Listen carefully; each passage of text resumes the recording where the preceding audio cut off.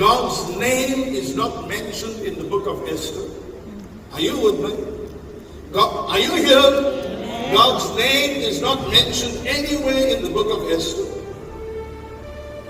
God's words of instruction are absent. In fact, if you read the book of Esther, God is absent. Say it with me. In the book of Esther, in the story of Purim, God is hidden. Are you here? Now, when you're going through a powerful, trying time, like Esther is going through, a young girl, she's going through she has no mother, she has no father, she's in a foreign place. Are you here, saints? And the only family member assisting her is her uncle. Not a grandma, not a grandpa. She has no brothers, no known brothers, no known sisters, no mentioned mother, no mentioned father. Neither does God talk to this girl. She's alone.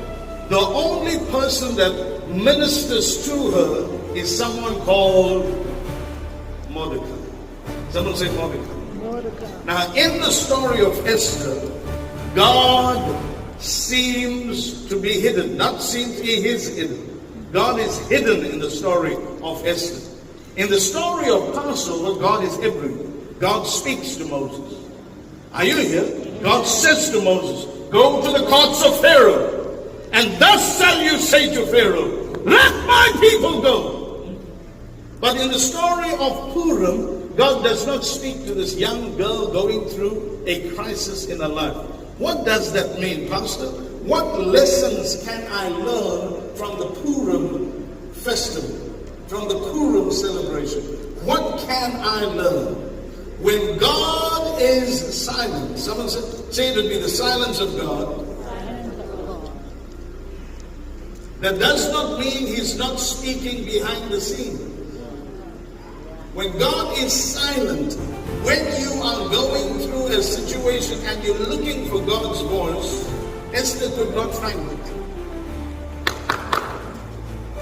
She's looking for direction and God's not saying anything.